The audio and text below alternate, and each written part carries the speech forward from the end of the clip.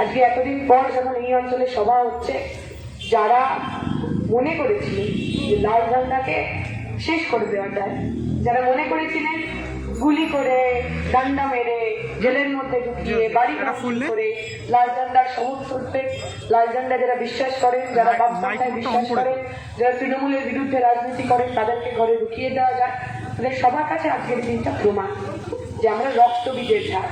যেখানে আমাদের যত বেশি করে মারা হবে, যেখানে আমাদের যত বেশি শেষ করার চেষ্টা করা হবে, সেখানে আমরা আরো বেশি জোরের সঙ্গে, আরো বেশি মুষ্টিবদ্ধ হাতে, আরো বেশি শক্তিশালী হয়ে ফিরে আসবো। এবং এটাই 2021 সালের বার্তা। মারবে যত বাড়বে মিছিল, মার কতবার মারবি। আমাদের প্রত্যেকটা আঘাতের প্রত্যাঘাত হবে গণতন্ত্রের মধ্যে দিয়ে বেশিরভাগ মানুষের, আরো বেশি মানুষের আমাদের সঙ্গে এক কাট্টা হয়ে রাস্তা নামার মধ্যে দিয়ে। আগামী 10 তারিখ যখন বালি বিধানসভা কেন্দ্রের নির্বাচন হতে চলছে, আমরা সংযুক্ত মোর্চার তরফ থেকে আপামর মানুষ, আপামর জনসাধারণ, যে কোনো রাজনৈতিক দলের হতে পারেন, যে কোনো বিশ্বাসী হতে পারেন, তাদের প্রত্যেকের কাছে আমাদের কিছু আবেদন রয়েছে। আমরা বলছি যে আপনি যে রাজনৈতিক দলই করুন না কেন, এইবার যখন নির্বাচন কেন্দ্রে যাবেন তখন নিজের ভোটটা নিজে দেবেন।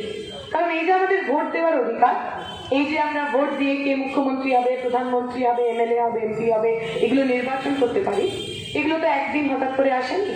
একটা সময় ছিল যখন 200 বছর ধরে এই ভারতের বুকে ব্রিটিশ রাজ ছিল।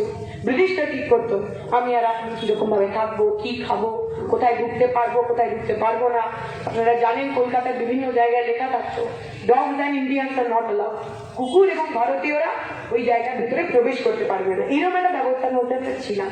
তার আগে একটা রাজতন্ত্র চলতো, যে রাজতন্ত্রে আমি আর আপনি, আমরা যারা সাধারণ মানুষ, আমরা যারা খেটে খাওয়া মানুষ, আমরা যারা খেটে খামারে কাজ করি, কলকারখানায় কাজ করি, আমাদের অধিকার ছিল না এটা নির্বাচন করার কি আমাদের রাজা হবে, কে মন্ত্রী হবে, কে সেনাপতি হবে। যখন নতুন ভারত তৈরি হলো, যখন আজাদ ভারত তৈরি হলো, যখন স্বাধীন ভারত তৈরি হলো, সেই ভারত কিন্তু শুধু ব্রিটিশদের থেকে মুক্তি চায়নি। যে ভগৎ সিংরা, ক্ষুদিরাম বসুরা নিজেদের জীবন দিলেন, তারা কিন্তু ব্রিটিশদের সরিয়ে ওই পুরনো প্রাচীন ভারতে ফিরে যেতে চায়নি।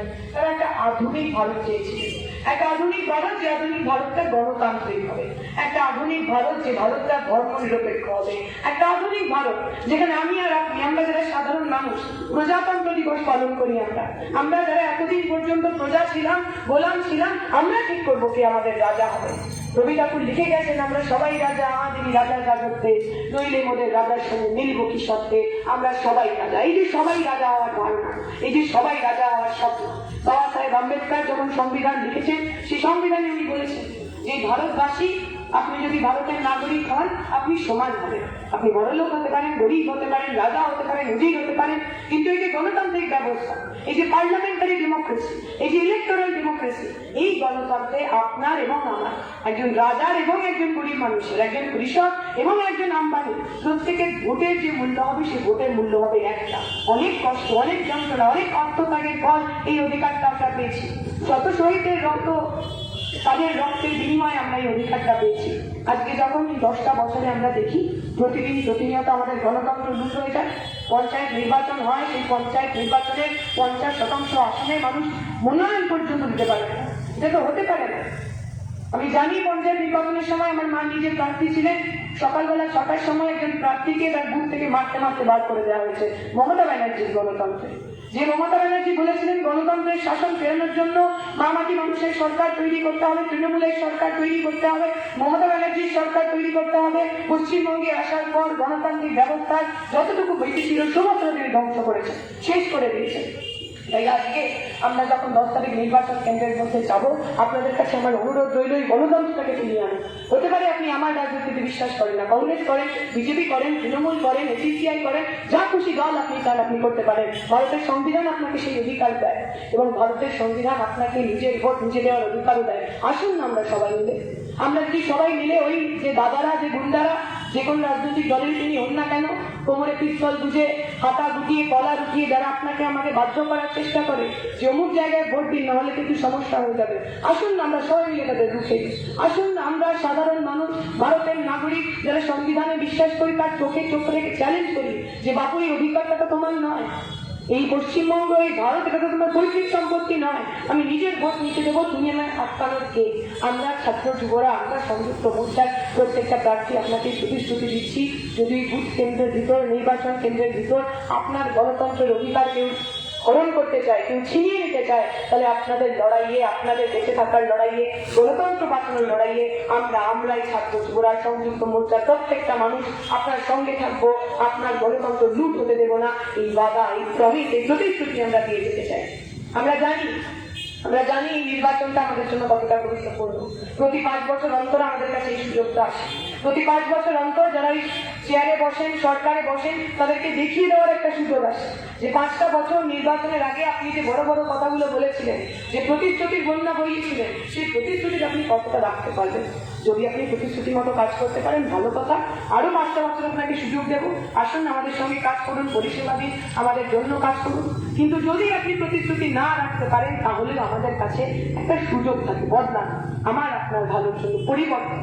আপনাদের কাছে অনুরোধ রইল, আগামী 10 তারিখ আপনি যখন নির্বাচন কেন্দ্রে যাবেন, তখন কতগুলো প্রশ্ন মাথায় নিয়ে যাবেন। আপনি ভেবে দেখবেন, এই 10 বছর আগে মমতা ব্যানার্জি যখন এসেছিলেন, যে মা মাটি মানুষের সরকার তৈরি করার কথা তিনি বলেছিলেন, আজও এই সরকারটা মা মাটি মানুষের হয়েছে কিনা? চরম তৃণমূল সমর্থক যদি বুকে হাত দিয়ে বলতে পারে যে বিগত 10 বছরে সত্যিকারে মমতা ব্যানার্জি মা মাটি মানুষের সরকার তৈরি করেছে। আমরা দেখলাম যখন সরকারটা তৈরি হলো, পশ্চিমবঙ্গের প্রথম মহিলা মুখ্যমন্ত্রী হলেন মমতা ব্যানার্জি। অনেক মানুষের অনেক আশা ছিল, অনেকের মনে হয়েছিল যে আর কিছু না হোক, উনি তো একজন মহিলা, এত বছর পর একজন মহিলা মুখ্যমন্ত্রী হয়েছে, নিশ্চয়ই উনি মহিলাদের জন্য, মহিলাদের অধিকারের জন্য শেষ পথ লড়বেন। আমরা দেখলাম তিনি মুখ্যমন্ত্রী হওয়ার পর পার্কস্ট্রিটে একটি গণধর্ষণের ঘটনা ঘটল। যিনি নির্যাতিতা তিনি কোনো রাজনৈতিক দলের নন, যারা অত্যাচার করলেন তাদের কোনো নির্দিষ্ট রাজনৈতিক পরিচয় ছিল না। আমরা দেখলাম একটা ধর্ষণের ঘটনা, সেই ধর্ষণের ঘটনার রেসপন্স কি দিলেন মমতা ব্যানার্জি, পশ্চিমবঙ্গের প্রথম মহিলা মুখ্যমন্ত্রী? মহাকর্ণে দাঁড়িয়ে উনি বললেন, সব রেপ টেপ কিছু না, এসব সাজানো ঘটনা। আমার সরকারকে মেলাইন করার জন্য, আমার সরকারকে বদনাম করার জন্য নাকি মেয়েটি মিথ্যে কথা বলছে। আচ্ছা, আমার আপনার পরিবারের মেয়েরা, আমার আপনার পরিবারের মা বোনেরা, যদি কুলারা কাজটা কখনো এরকম একটা ঘটনা হয়, আপনি কি চাইবেন আপনার রাজ্যের মুখ্যমন্ত্রী আপনার মেয়েকে মিথ্যেবাদী বলুন? আপনি কি চাইবেন আপনার মেয়ের যে অপমান, আপনার মেয়ের যে যন্ত্রণা, সেই যন্ত্রণা কেউ বলে দিক সরকারে বসে থাকা যে আমার সরকারকে বদনাম করার জন্য তৈরি করা হয়েছে? আপনি কি চান আপনার রাজ্যের একজন মন্ত্রী, তিনিও মহিলা, তারপরে রোজদস্তিদার, তিনি বললেন এসব রেপ টেপ কিছু না, এটা আসলে একজন দেহ ব্যবসায়ী এবং খদ্দেরের মধ্যে তার ঝামেলা? আপনি কি চান আপনার বাড়ির মেয়ের যে সম্মান, আপনার বাড়ির মহিলাদের যে সম্মান, সেই সম্মানটা এইরকম হয়ে যায়? আপনি কি চান ওই বয়স অনুযায়ী ধর্ষণের আলাদা আলাদা দাঁত মেটে দেওয়া, অমুক বয়স থেকে অমুকের বয়সের মধ্যে যদি ধর্ষণ হয় তাহলে এত টাকা, তমুক বয়স থেকে তমুক বয়সের মধ্যে ধর্ষণ হলে আরো একটা টাকা? আপনি কি চান আপনার বাড়ির মেয়েটার, আমাদের যে ইজ্জত, আমাদের যে সম্মান, আমাদের যে সম্ভ্রম, সেই সম্ভ্রমের একটা দাম হয়ে যায়? আপনারা যদি না চান তাহলে এবার বদল করতে হবে। আপনারা যদি না চান, বিগত 10 বছরে যেরকম আমরা দেখলাম মাধ্যমিক, উচ্চ মাধ্যমিকের পরীক্ষা পাস, একবার নয়, 2বার, 3বার, 4বার, 5বার। আমার মনে আছে সেই যুবরাজের 6টা ছক্কা মারার কথা। যুবরাজকে ইংল্যান্ডের সঙ্গে সম্ভবত খেলা, যেরকম হয় প্লেজিং হয়েছে, যুবরাজ খুব রেগে টেগে রয়েছে, এবার একটা করে বল হচ্ছে, প্রথম বলে 6, সবাই ভাবছে বাহ ভালো ব্যাপার, দ্বিতীয় বলে 6, তৃতীয় বলে 6, 6টা পরপর ছক্কা মেরেছে। খুব সাসপেন্সের মধ্যে আমরা সবাই দেখছিলাম, আমুল কামলা ছিলাম, নক খাচ্ছিলাম, তাহলে সেই বদভ্যাসটা আছে। আমরা দেখলাম পার্থ চট্টোপাধ্যায় ওই যুবরাজের রেকর্ড, সেই রেকর্ডটাকে অভিনয় দিলেন। প্রথম প্রশ্নপত্র পাস হলো, আমরা বললাম হয়তো হয়ে গেছে, ভুল ভালো করলাম। দ্বিতীয়, তৃতীয়, চতুর্থ, পঞ্চম, ষষ্ঠ, যতগুলো প্রশ্নপত্র ছিল পরীক্ষার, সবকটা পরীক্ষার প্রশ্নপত্র ফাঁস হলো। আপনার কি এরকম পরিবর্তন চেয়েছিলেন? বিগত 34 বছরের অনেক ভুল ত্রুটি ছিল, বিগত 34 বছরে হতে পারে আপনার অনেক অভিমান ছিল, অনেক অনুযোগ ছিল, কিন্তু কখনো তো শোনেননি প্রশ্নপত্র ফাঁস হয়ে যাচ্ছে মাধ্যমিকের, উচ্চ মাধ্যমিকের। এইরকম পরিবর্তন তো আপনিও চাননি, এটা আমিও জানি।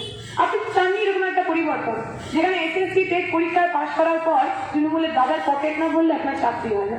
আপনি কিরকম পরিবর্তন চাননি যে পরিবর্তনের শূন্য পদ পড়ে থাকে, অথচ আপনার বাড়ির মেধাবী ছেলেটা চাকরি না পাওয়ার যন্ত্রণায় আত্মহত্যা করতে বাধ্য হয়। এরকম পরিবর্তন আপনি চাননি, আমি জানি, আমি জানি। আপনি চাননি এরকম একটা পরিবর্তন, যে পরিবর্তনে আপনার রাজনৈতিক পরিচয় আপনার ধার্মিক পরিচয়ের সঙ্গে এক হয়ে যায়।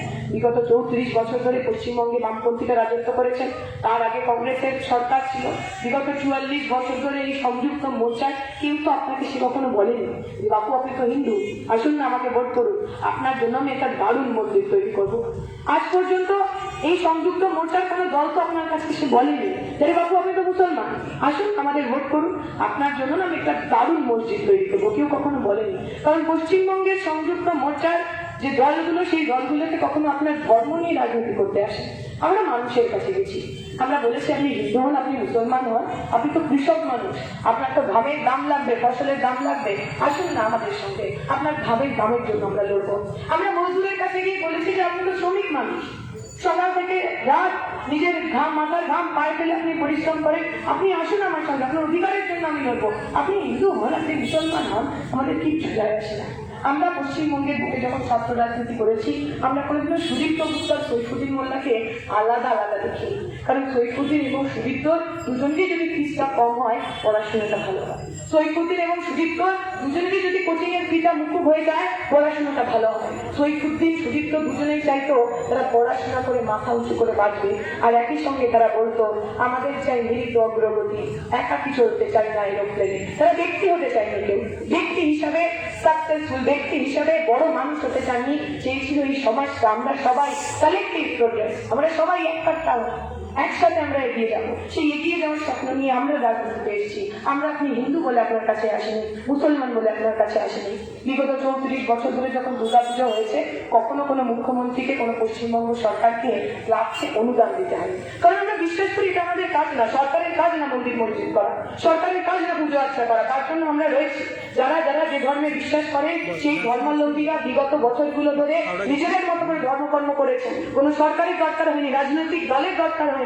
আপনি যে এতগুলো মন্দির বানিয়েছেন বালি অঞ্চলে, কখনো কোনো সিপিএমের কাছে গেছেন না যেটা মন্দির বানাবো আর আপনার সাহায্য দরকার? এই যে মসজিদগুলো তৈরি হয়েছে, কখনো কোনো মসজিদের মানুষ কোনো নেতার কাছে গেছেন না যে আপনি আমাকে সাপোর্ট করুন, আমাকে সমর্থন দিন, আমি এটা মসজিদ বানাতে হবে? আসলে আমার আপনার ধর্মকর্মের জন্য রাজনৈতিক দলের দরকার নেই, কিন্তু এই রাজনৈতিক দলগুলোর ক্ষমতায় বসার জন্য আমার আপনার ধর্মীয় ভাবাবেগ, ধর্মীয় বিশ্বাসের দরকার আছে। তাই তো মমতা ব্যানার্জি মাথায় সাদা কাপড় পরে রেড রোডে চলে যান, রোজা রাখেন না উনি, যদি কোরআনের একটা আয়াত জিজ্ঞেস করেন জানেন না উনি, কিন্তু ইনশাআল্লাহ, সুবহানাল্লাহ, মাশাআল্লাহ ওনাকে বলতেই হবে। আপনি দেখে নিন কিছুদিন আগে উনি চণ্ডীপাঠ করছিলেন, ভুলভাল চণ্ডীপাঠ। সরস্বতী মন্ত্র তো এমন করেছেন যে সরস্বতী ঠাকুরের এইদিকে বাংলা মুখ হচ্ছেনই না, পুজো যুগ কিসব কিসব বলেছেন। আমরা দেখলাম রবীন্দ্রনাথ ঠাকুর হঠাৎ করে এসে রবি ঠাকুরের আবৃত্তি করছে, চলায় চলায় বাজবে পায়ের দেরি। তারপরের লাইনটা আমি বলছি, এই যে মমতা ব্যানার্জি, এই যে নরেন্দ্র মোদী, এই যে প্রধানমন্ত্রী, মুখ্যমন্ত্রী, এদের তো এগুলো করার কাজ ছিল না। ধরুন চণ্ডীপাঠ করাতে হলে আমাদের পাড়ার একটা পুরুষ মশাই আছে, যিনি জানেন চণ্ডীপাঠটা খুব ভালো করে, তিনি করবেন। আমাদের প্রত্যেকের বাড়িতে সরস্বতী পুজো হয়, সেখানে একজন পুরুষ ঠাকুর আসেন, সরস্বতী মন্ত্র করেন, তিনি জানেন। আমাদের তো মুখ্যমন্ত্রী লাগবে না সরস্বতী পুজো করার জন্য, চণ্ডীপাঠ করার জন্য। আমাদের প্রত্যেকটা বাড়িতে, প্রত্যেকটা পাড়ায় এমন অনেক গুণী মানুষ রয়েছেন যারা খুব সুন্দর আবৃত্তি করেন। আমাদের তো প্রধানমন্ত্রীর দরকার নেই আবৃত্তি করার জন্য, রবি ঠাকুরের কবিতা বলার জন্য। আসলে এরা দুজনেই প্রতিনিয়ত আমাকে, আপনাকে, আমাদের যে সংস্কৃতি, আমার যে ধার্মিক পরিচয়, সেই ধার্মিক পরিচয় দিয়ে রাজনীতির আঙিনায় আনতে চান। তারা চায় আমরা প্রতিদিনই বাঙালি অবাঙালি, হিন্দু মুসলমান, মন্দির মসজিদ এইসব নিয়ে মেতে থাকি, যাতে তারা আমাদের পিঠ পিছে এই দেশটাকে বেঁচে দিতে পারে। রেল বেঁচে দেবে, ব্যাংক বেঁচে দেবে, আদানি আম্বানিদের কাছে কৃষকদের জমি বেঁচে দেবে। মমতা ব্যানার্জি পারলে এই সমস্ত কিছু, এই পশ্চিমবঙ্গে যা যা সবটা তিনি বেঁচে দেন ভাইপোর কাছে। এই যে বিক্রি করার রাজনীতি, এই যে আমাকে আপনাকে ধর্মের গুলি খাইয়ে এইটা প্রশ্ন করতে ভুলিয়ে দেওয়া যে মমতা ব্যানার্জি আপনার প্রতি বছরের যে কোটি কোটি বেকারের চাকরি হওয়ার কথা ছিল, সেই চাকরি কোথায়? নরেন্দ্র মোদী আপনি যে 100 দিনের কথা বলেছিলেন, সবকা সাথ সবকা বিকাশের কথা বলেছিলেন, সেই কোটি কোটি চাকরি গেল কই?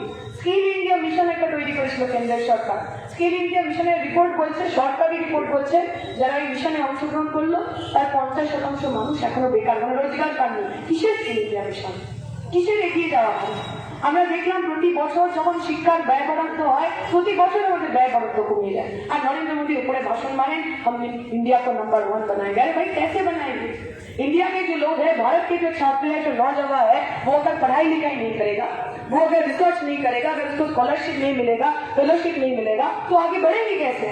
अगर पश्चिम बंगाल के, भारत के ज्यादातर लोगों के पास नौकरी नहीं होगा, रोजगार नहीं होगा, शिक्षा नहीं होगा, तो पश्चिम बंगाल 1 नंबर होगा कैसे? এই যে বড় বড় কথাগুলো আমাকে আপনাকে ভুলিয়ে দেওয়ার চেষ্টা করে আমাদের জীবন জীবিকার প্রশ্ন।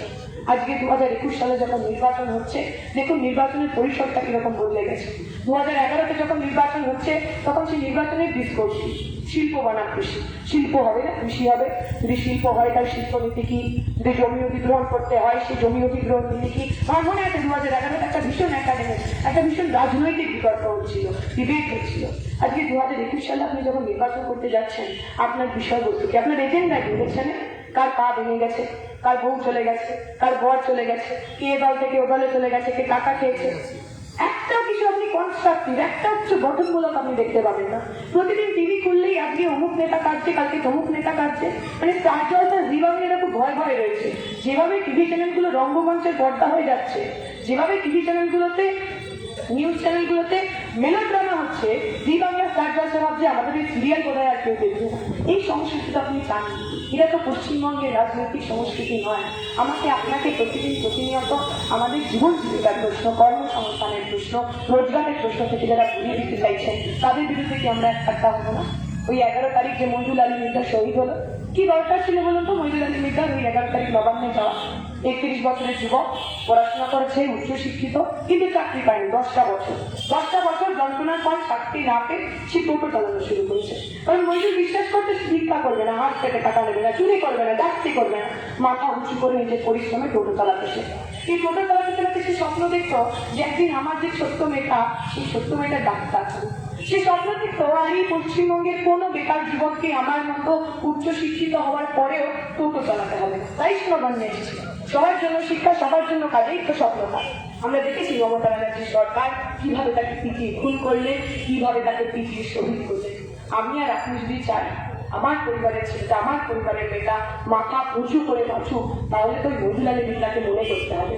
আমি আর আপনি যদি চাই আমার বাড়ির ছেলেটা মেয়েটা ঘুষ না দিয়ে মাথা উঁচু করে চাকরিতে যা, স্কুল কলেজ ইউনিভার্সিটিতে পড়ুক, তাহলে তো মঞ্জুল আলী মির্জাকে মনে করতে হবে, মঞ্জুল আলী মির্জার শহীদ হওয়াকে মনে করতে হবে। মঞ্জুল আলী মির্জার এই ছোট্ট মেয়েটা, যে মেয়েটা কাঁদতে কাঁদতে তার বাবার মরদেহের সামনে বলছিল যে আব্বু এতদিন পর বাড়িতে এসছে, আব্বু চোখ খুলছে না কেন, কথা বলছে না কেন, কেন আমাদের কোলে নিয়ে আদর করছে না? আপনাকে তো ওই মঞ্জুল আলী মির্জার ছোট্ট মেয়েটার মুখটা মনে রাখতে হবে। কারণ ওই মঞ্জুল আলী মির্জার মেয়ে আর আমাদের বাড়ির মেয়ের সঙ্গে তো কোনো পার্থক্য নেই। ওই মঞ্জুল আলী মির্জার স্বপ্ন আর আপনার বাড়ির ছেলেটার স্বপ্নের সঙ্গে তো কোনো পার্থক্য নেই। তাই আসুন না 2021 সালে আমরা এমন একটা সরকার করি যে আমাদের স্বপ্নের কথা বলবে। আমরা যখন যে কর্মসংস্থানের কথা বলছি, এটা আমাদের প্রজন্মের যন্ত্রণা। আমার বন্ধুরা, আমার ক্লাসমেটরা, আমি যখন দিল্লিতে পড়তে গেছিলাম, আমি যখন ছুটিতে বাড়িতে আসতাম, বিশ্বাস করুন আমার কোনো বন্ধু ছিল না। আমার সব বন্ধুরা পেটের দায়ে, কাজের দায়ে, কেউ ব্যাঙ্গালোরে থাকেন, কেউ চেন্নাইতে থাকেন, কেউ মুম্বাইতে থাকেন, বাধ্য হয়েছেন বাড়ির অসুস্থ মা বাবা, বৃদ্ধ মা বাবাকে এখানে ছেড়ে ওইখানে যেতে বাধ্য হয়েছে। আজকে আমরা যখন কর্মসংস্থানের জন্য লড়ছি, আমি তো আমার বন্ধুর জন্য লড়ছি। আমার বন্ধু এইখানে, এই পশ্চিমবঙ্গে, এই কলকাতার বুকে চাকরি করবে, মাথা উঁচু করে চাকরি করবে, বাড়ি ছেড়ে যেতে হবে। আজকে আমি যখন লড়াই করছি, আমি তো আমার পাশের বাড়ির মেয়েটার জন্য লড়াই করছি, যে মেয়েটা চায় সে মাথা উঁচু করে তার বাড়ির কাছে চাকরি করবে। এই লড়াইগুলো তো আমাদের, এই লড়াইগুলো তো আমাদের সব্বার, এই লড়াইগুলো তো আমাদের প্রজন্মের। আপনারও যদি মনে হয় এই লড়াইয়ে আপনি সামিল হবে, আপনারও যদি মনে হয় এই লড়াইটা আপনার লড়াই, তাহলে আসুন 11 তারিখ সংযুক্ত মোর্চার প্রার্থীদের বিপুল ভোটে জয়যুক্ত করুন আগামী 10 তারিখ। কারণ এই লড়াইটা খুব কঠিন লড়াই। একদিকে যেমন জাতের নামে, ধর্মের নামে আমাদের ভেঙে ফেলার চেষ্টা, একদিকে যেমন আমাদের সরকারি সমস্ত সম্পত্তি বেঁচে দেওয়ার প্রচেষ্টা, সেই একই সঙ্গে গণতান্ত্রিক যে পরিবেশ, গণতান্ত্রিক যে পরিকাঠামো, সেইটাকে ভেঙে চুরমার করে সাংবিধানিক যে অধিকার, সেই অধিকারগুলো কেড়ে নেওয়ার চেষ্টা। আপনি যদি না চান ভগৎ সিং ক্ষুদিরামরা যে লড়াইটা করলো স্বাধীন ভারতের জন্য, সেই ভারতটা শেষ হয়ে যায়, আপনি যদি না চান যে আশফাকুল্লাহ খান এবং ভগৎ সিংরা তাদের জাত ধর্ম ভুলে নিজের বুকে বুলেট নিল, আপনারা যদি না চান তাদের শাহাদাত ব্যর্থ হোক, তাহলে এই 2021 সালে আপনাকে দেখিয়ে দিতে হবে যে আমার মাটি আমার মা মৌলবাদের হবে না, আমার মাটি আমার মা দাঙ্গাবাজ হবে না। এই পশ্চিমবঙ্গের মাটিতে কোনো RSS, বিজেপি, কোনো তৃণমূলের ঠাঁই নেই। যারা এখনো ভাবছেন যে তৃণমূলকে টাইট দেওয়ার জন্য একবার হয়তো বিজেপি কেনা দরকার, বিজেপি আসলে হয়তো তৃণমূল একটু টাইট হবে। আমি জিজ্ঞেস করি পশ্চিমবঙ্গে বিজেপি কে? মানে এই মুকুল রায় তৃণমূলের সবচেয়ে বড় নেতা, মমতা ব্যানার্জির পর রেলমন্ত্রী ছিলেন। এই যা খুন খারাপি, এই যা লুট করার তার অন্যতম সেনাপতি, আজকে তিনি বিজেপিতে। আপনার কি মনে হয় বিজেপি সরকারে এলে, বিজেপি ক্ষমতা এলে মুকুল রায় সাধু হয়ে যাবে, সন্ন্যাসী হয়ে যাবে? শুভেন্দু অধিকারী ওটা মেদিনীপুর জুড়ে সন্ত্রাস চালিয়েছেন তিনি, হাজার হাজার আমাদের কর্মী সমর্থক বাড়ি ছেড়ে গেছেন বছরের পর বছর, মিথ্যা মামলায় জেলের মধ্যে পড়েছেন। আপনার কি মনে হয় কালকে ওই শুভেন্দু অধিকারী যদি বিজেপিতে যান তিনি সন্ন্যাসী হয়ে যাবেন? তিনি কোনো খারাপ কাজ করবেন না, তিনি খুন খারাপি ছেড়ে দেবেন, দুর্নীতি ছেড়ে দেবেন। এই যে লোকগুলোকে শঙ্কুতে কন্যা থেকে শুরু করে শোভন চট্টোপাধ্যায়, যাদের আপনি দেখলেন টিভিতে হাত পেতে ঘুষ নিতে, তারা আজকে বিজেপিতে গিয়ে সবাই ভালো হয়ে গেল, ওয়াশিং মেশিনে ধুয়ে সব সব হয়ে গেল। এটা হতে পারে না। আমরা তো বলছি বিজেপি তৃণমূল আলাদা আলাদা দল না। তৃণমূল আসলে ওই বিজেপির ইন্টার্নশিপ করার জায়গা। আমরা যেমন বড় জায়গায় কাজ করার আগে ছোট জায়গায় কাজ শিখি, ইন্টার্নশিপ করি, তৃণমূলে সেরকম। আপনি প্রথমে তৃণমূল জয়েন করবেন, কি করে চুরি করতে হয়, ডাকাতি করতে হয়, পাটপাড়ি করতে হয় শিখবেন। তারপর যখন পাকা চোর, পাকা ডাকাত, পাকা বাটপার হয়ে যাবে, সঙ্গে সঙ্গে গিয়ে বিজেপিতে জয়েন করবেন। আমরা তো চাই না চোর ডাকাতে, আমরা চাই না চোর ডাকাতের সরকার, আমরা চাই না দুর্নীতিগ্রস্তদের সরকার, আমরা চাই না বাটপারদের সরকার। একবার সুযোগ দিয়ে দেখা যায় না আমাদের। আমরা যারা এই প্রজন্মের ছেলেমেয়েরা 2011 পরবর্তীকালে আমরা যারা বামপন্থী রাজনীতি করছি, আমরা তো কিছু পাওয়ার জন্য রাজনীতিতে আসি। যদি পাওয়ার জন্য রাজনীতিতে আসতে হতো আমরা তৃণমূল করতাম, বিজেপি করতাম, সেখানে গেলে তো অনেক অনেক মোটা টাকা পাওয়া যায়। দেখছেন না তৃণমূলের নেতা, মন্ত্রী, এমএলএ, এমপিরা সব বিজেপিতে যাওয়ার জন্য লাইন দিচ্ছে। কত কত টাকায় রফা হয়েছে, কোন কোন সিট পাবেন তারা, এইসবে তারা রফা করেছে। আমরা যদি ক্ষমতার জন্য, পয়সার জন্য রাজনীতি করতাম, এতদিনে বিশ্বাস করুন তৃণমূল অথবা বিজেপিতে নিজের সিদ্ধান্তটা বিকিয়ে দিতাম। আমরা বিকইনি, কারণ আমরা স্বপন কোলের কমরেড, সুদীপ্ত গুপ্তর কমরেড, সৈফুদ্দিন মোল্লার কমরেড, যাদের খুন করলেও তাদের রাজনীতি থেকে কেড়ে নেওয়া যায় না, তাদের লাল ঝান্ডা তাদের কাছ থেকে কেড়ে নেওয়া যায় না, তাদের আদর্শ তাদের কাছ থেকে কেড়ে নেওয়া যায় না। তাই আপনাদের বলি, যদি চান একবার বদলে দিতে পারেন, একবার দিতে পারেন সুযোগ আমাদের। আমরা যারা বিগত বছরগুলো ধরে রাস্তায় রইলাম, আমার আপনার আদর্শের জন্য, আমার আপনার বেঁচে থাকার অধিকারের জন্য, লাঠি, জল কামান, পুলিশের কেস, কিচ্ছু যাতে আমাদেরকে দমিয়ে রাখতে পারলো না, শির দ্বারা নোয়াতে পারলো না। দেখে নেবেন, ভেবে নেবেন, যদি আমরা বিধানসভার ভিতরে যাই, আমরা কাদের হয়ে কথা বলবো। আমরা যদি বিধানসভার ভিতরে যাই, লাভ কাদের হবে। এই বিগত লকডাউনের সময় তোমার বলছি, যে দুটো সরকার বাড়িতে বসে রইল, ওই নরেন্দ্র মোদী রবীন্দ্রনাথ ঠাকুর হওয়ার চেষ্টা করলেন, আর মমতা ব্যানার্জি পাবলো পিকাসো হয়ে রাস্তায় গোল গোল দাগ কাটলেন। এই দুটো সরকারের তো দায়িত্ব ছিল আমাদের ট্যাক্সের টাকা এদের সিংহাসনে বসে, আমাদের ট্যাক্সের টাকা এদের গাড়ির ওপর লাল বাতি জ্বলে। আর যখন ভারতের মানুষ, সাধারণ খেটে খাওয়া মানুষ প্রতিদিন রাস্তায় মরছিল, পরিযায়ী শ্রমিকরা পায়ে হেঁটে দিল্লি থেকে বিহার ফিরতে বাধ্য হচ্ছিলেন, প্রসূতি মা মারা যাচ্ছিলেন রাস্তায়, মা মারা গেছে, শিশু জানে না মা মারা গেছে, যে অনাহারে, তাকে সে ডাকছে এবং বলছে যে মা আমার খিদে পেয়েছে, ঘুম থেকে ওঠো। এই ছবিগুলো তো আপনারা দেখেছেন। এই ছবিগুলো তো ওই ওদের জন্য হয়েছে, তৃণমূলের জন্য হয়েছে, বিজেপির জন্য হয়েছে। যারা সরকারে ছিল তাদের কিছু দায়িত্ব ছিল, সেই দায়িত্ব তারা পালন করেনি। আর আমরা যারা সরকারে ছিলাম না, আমরা যাদেরকে আপনারা ওই পার্লামেন্ট অথবা বিধানসভার মধ্যে পাঠাননি, আমরা তো পৌঁছে গেছি আপনার বাড়িতে। কখনো বাড়ি স্যানিটাইজ করেছি, কখনো কমিউনিটি কিচেন চালিয়ে খাবার পৌঁছে দিয়েছি, কখনো মুমূর্ষু মানুষের সেবা শুশ্রূষায় নিজের জীবনের পরোয়া না করে তাকে হাসপাতালে নিয়ে গেছি। যদি আমরা আপনাদের হয়ে কথা বলতে পারি, যদি আমরা ওই বিধানসভার ভিতরে যাই, আমরা কাদের হয়ে কাজ করবো। তাই আমরা বলেছি, যাদের দরকারে চাই তাদের সরকারি পায়, যাদেরকে সরকারে আপনি পৌঁছাননি কিন্তু আপনার দরকারে পেয়েছেন, ভেবে দেখবেন আগামী 2021 নির্বাচনে তাদেরকে একটু সমর্থন দেওয়া যায় কিনা। ভেবে দেখবেন আপনার বাড়ির ছেলে মেয়েটার যে স্বপ্ন, সেই স্বপ্ন পূরণের কারিগর কারা হতে পারে। আসুন, দল বদলের কারিগর নয়, দিন বদলের কারিগরদের পক্ষে এবারের ভোটটা হোক। আগামী 10 তারিখ সংযুক্ত মোর্চার প্রার্থীদের ভোট করুন এবং আমার আপনার সরকার, জনতার সরকার, সংযুক্ত মোর্চার সরকার তৈরি করুন। এই আশা এবং আকাঙ্ক্ষা রেখে আমি আমার বক্তব্য শেষ করবো। শুক্রিয়া, ইনকলাব জিন্দাবাদ, সংযুক্ত মোর্চা জিন্দাবাদ।